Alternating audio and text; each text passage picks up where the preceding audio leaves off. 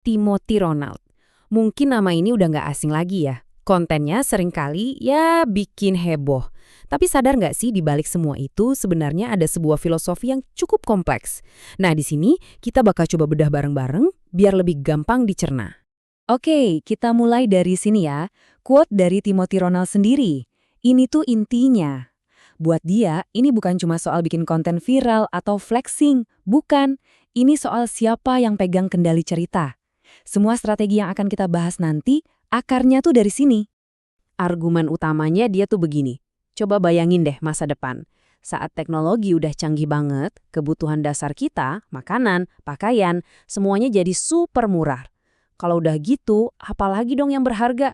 Jawabannya cuma satu, atensi, perhatian kita semua. Itulah katanya mata uang yang baru. Lihat deh timeline ini. Hari ini kita masih sibuk mikirin biaya hidup kan? Tapi coba kita lompat 100 tahun ke depan. Timothy percaya semua itu bakal jadi persoalan sepele. Nah, saat kelangsungan hidup udah terjamin, medan perangnya pindah. Bukan lagi soal siapa punya apa, tapi soal siapa yang bisa merebut fokus dan waktu kita. Dan ini nih poin kuncinya. Kalau kebutuhan dasar udah nggak jadi masalah, atensi jadi satu-satunya hal yang tak ternilai. Jadi, skill paling penting di masa depan itu, ya kemampuan buat menangkap dan menahan perhatian orang lain. Semua strategi yang dia pakai itu dibangun di atas pondasi ini loh. Oke, biar lebih kebayang gimana cara kerja nilai dalam pandangan dia, kita pakai contoh yang lagi panas-panasnya nih, Bitcoin. Nah, ini kan jadi perdebatan terus ya.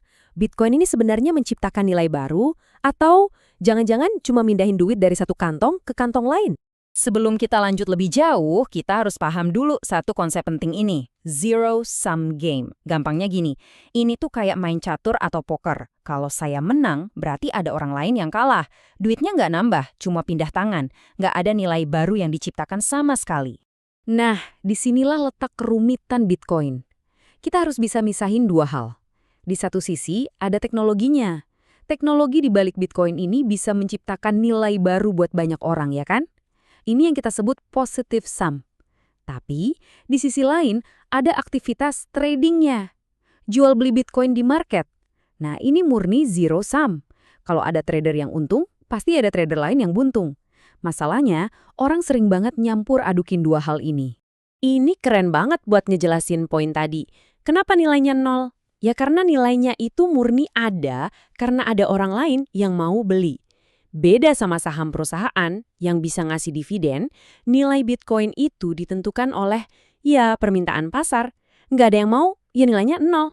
Jadi kalau kita rangkum, jadinya kayak gini. Teknologi Bitcoin itu sendiri positive sum. Dia bawa inovasi. Tapi trading murninya itu zero sum. Nilainya cuma pindah-pindah. Nah kalau udah masuk biaya-biaya trading, funding fees, dan lain-lain, wah, itu malah bisa jadi negatif sum. Artinya, secara keseluruhan, nilai di sistem malah berkurang. Oke, kita udah sepakat ya kalau atensi itu mata uang baru. Pertanyaannya sekarang gimana cara dapetinnya, apalagi di dunia yang udah seramai ini? Nah, jawabannya menurut filosofi ini adalah dengan rekayasa narasi. Dan jangan salah, ini bukan soal hoki-hokian ya. Bukan karena kontennya kebetulan viral. Bukan. Ini tuh bener-bener rekayasa sosial yang udah diperhitungkan matang-matang. Semua sengaja dirancang buat mancing reaksi kita. Dan ini dia nih, buku panduannya. Inspirasinya datang dari Edward Bernays, yang dikenal sebagai bapaknya propaganda. Fokusnya nggak main-main, dia mainin emosi manusia, terutama rasa iri. Dia sengaja bikin kontroversi biar engagement like gila-gilaan. Dia juga ngebangun persona yang sengaja dibikin, ya, memecah belah biar viral. Semuanya itu rekayasa sosial. Jadi prosesnya tuh ada tahapannya. Langkah pertama, sadar kalau di pasar Indonesia punya konten bagus aja tuh nggak cukup. Langkah kedua, ciptain pemicunya. Persona flexing yang kontroversial. Langkah ketiga, ya tinggal nikmatin aja gelombang engagement yang datang. Entah itu yang muji atau yang ngehujat, sikat semua. Nah, baru deh di langkah keempat, setelah semua mata tertuju padanya, dia masukin pesan edukasi yang sebenarnya pengen dia sampaikan. Tapi, setelah dia berhasil jadi master dalam merebut perhatian, ceritanya tiba-tiba belok. Tajam banget dan sama sekali nggak terduga. Jadi, buat apa sih semua drama, semua kontroversi, semua flexing itu?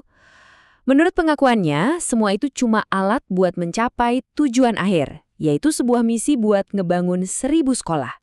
Dia mengklaim motivasi terdalamnya itu bukan duit, bukan juga popularitas, tapi sebuah panggilan jiwa. Panggilan buat ngebenerin sistem pendidikan di Indonesia. Pernyataan ini, kalau kita terima, itu langsung ngubah cara kita melihat semua yang dia lakukan. Taktik-taktik kontroversial tadi jadi kelihatan bukan sebagai tujuan, tapi cuma sebagai cara buat mencapai sesuatu yang jauh lebih besar. Dan ini bukan rencana buat 5 atau 10 tahun ke depan loh. Ambisinya jauh lebih gila dari itu. Dia mau ngebangun sebuah warisan yang dampaknya bisa bertahan selama 1.000 tahun. Gimana caranya? Nah, mekanisme yang dia rencanakan itu disebut dana abadi atau eternal fund. Coba deh bayangin, dana abadi yang dipunya negara-negara kaya. Konsepnya mirip-mirip gitu, dirancang buat tumbuh terus selamanya. Cara kerjanya gini, dana abadi ini kita ibaratkan kayak pohon ajaib. Pokok dananya atau modal awalnya itu nggak akan pernah disentuh. Dibiarkan aja terus tumbuh makin besar. Nah, yang dipakai buat bangun sekolah itu cuma buahnya, cuma sebagian kecil dari keuntungan tahunannya. Dengan cara ini, pohonnya tetap ada dan terus berbuah, selamanya, dari generasi ke generasi. Semua ini akhirnya ninggalin kita dengan satu pertanyaan besar yang cukup provokatif. Di dunia yang isinya penuh dengan narasi yang sengaja direkayasa, di mana persepsi bisa dibentuk sedemikian rupa, gimana caranya kita bisa memutuskan mana yang punya nilai nyata dan mana yang cuma sekedar cerita? Sebuah pertanyaan buat kita renungkan bersama ya.